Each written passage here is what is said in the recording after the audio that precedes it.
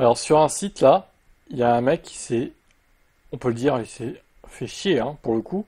James O'Connor, il a retracé tout, tous les fails, on va dire, de Lando Norris.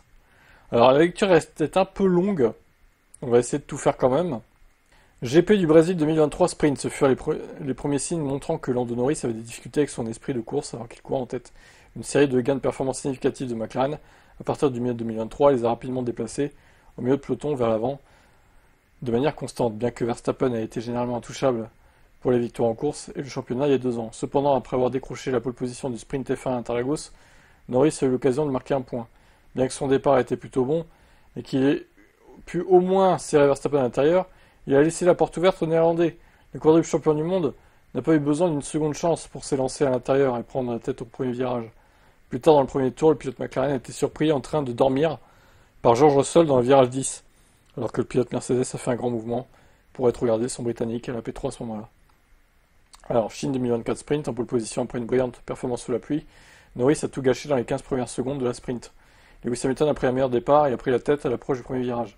Au lieu de se replier, le pilote, McLaren, a tenté de se maintenir à l'extérieur. Il a finalement dérapé et a rétrogradé à la 7ème place. C'est une erreur de jugement qui lui a coûté une probable P2 ou P3, car Verstappen avait un rythme énorme. Autriche 2024 sprint, au 5ème tour du sprint, Norris a envoyé la voiture de loin, mais l'a arrêté et a dépassé Verstappen dans le virage 3. C'était un dépassement brillant.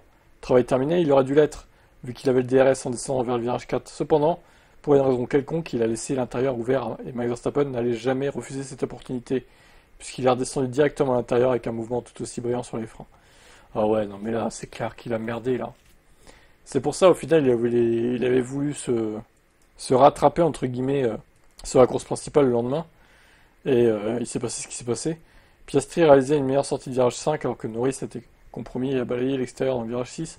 Ce qui aurait dû être la tête de Norris s'est transformé en 3ème position. Après une brillante manœuvre, il s'est endormi, encore une fois. Course principale en Autriche 2024. Alors que Verstappen était finalement responsable de la collision coûteuse du 64e tour, les descentes en piqué de Lando Norris au 59e et 63e tour ressemblaient à du désespoir, car il a fait preuve d'un sens de la course douteux. Alors que la Red Bull perdait du rythme au fur et à mesure de la course et que la McLaren de Norris devenait plus forte, tout s'est aggravé dans le dernier relais, le Britannique ayant des pneus médium neufs contre des pneus d'occasion pour les Néerlandais. Des pneus d'occasion. Des pneus usés, quoi.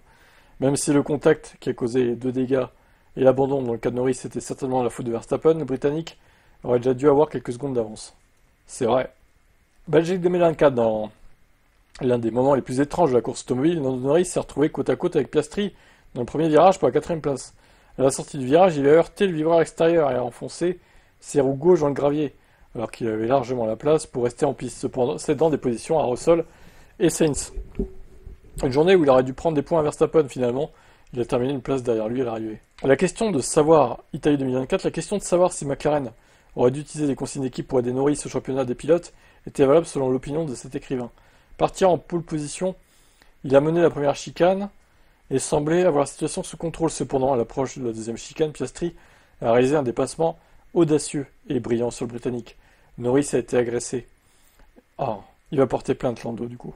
La situation s'est aggravée à la sortie de la course, puisque le futur vainqueur de la course, Charles Leclerc, a également réussi à passer grâce à une ligne très compromise.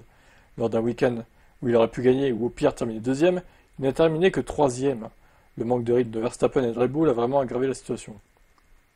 Austin 2024 sprint, assis en P2 à l'approche du dernier tour du sprint à Kota, Sainz a fait une manœuvre qui n'était pas correcte dans le virage 1. Pourtant Norris a bloqué, il est allé trop loin et a perdu la position. C'était un autre point perdu contre Verstappen alors que ses espoirs du titre commençaient à s'éloigner.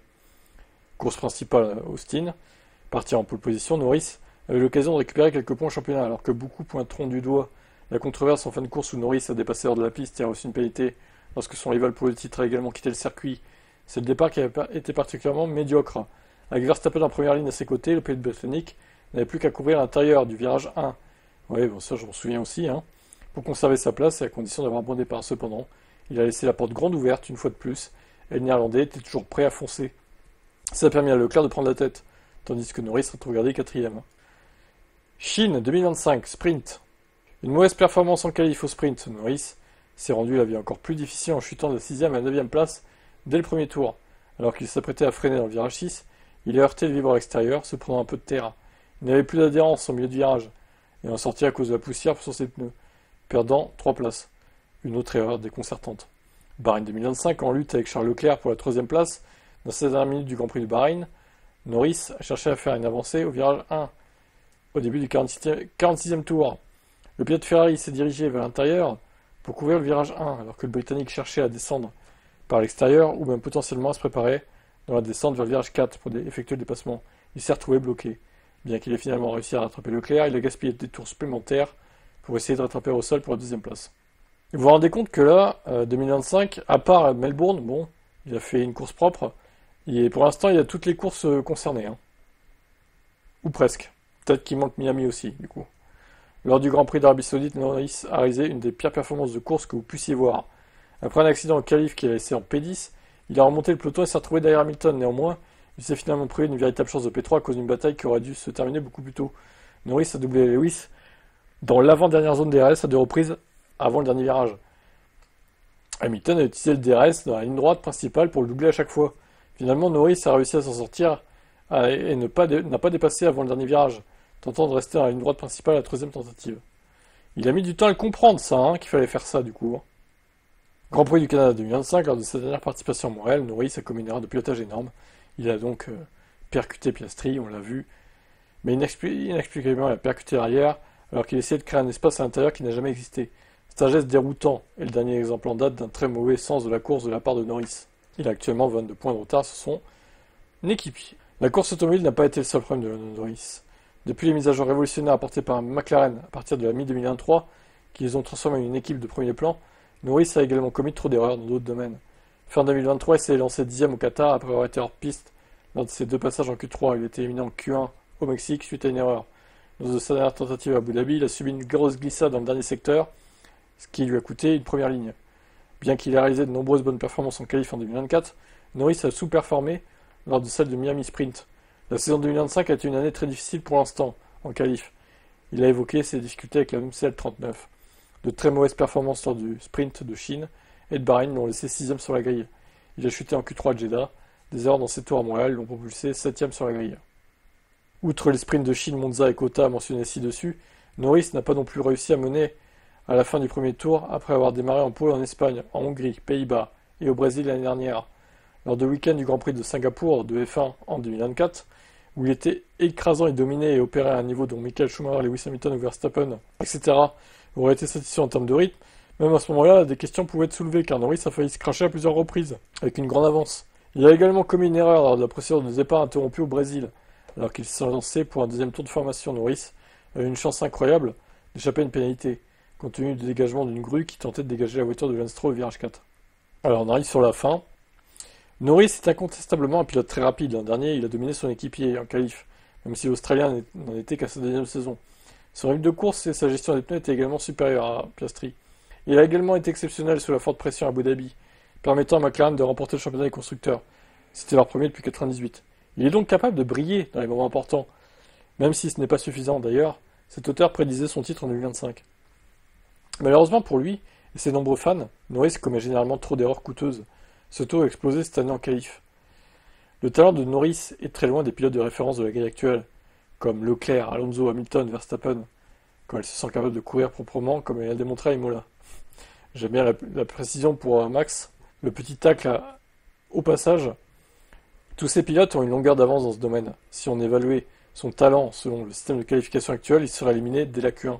Ouh, ça c'est dur. Hein. Je pense qu'ils exagèrent un peu quand même. Non, je pense quand même qu'il est dans le top 10 des pilotes talentueux, c'est juste qu'il a trop de pression, il se met trop de pression sur lui-même, il fait des conneries quoi.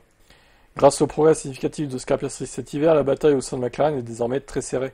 L'Australien a clairement démontré son meilleur sens de la course jusqu'à présent. Le bilan de la saison en décembre pourrait être déterminant. 2024 était déjà une belle opportunité, cette année est une année en or. Le sens de la course d'élite est généralement le fruit d'un talent naturel pour les duels au corps à corps. Il est très difficile de l'enseigner.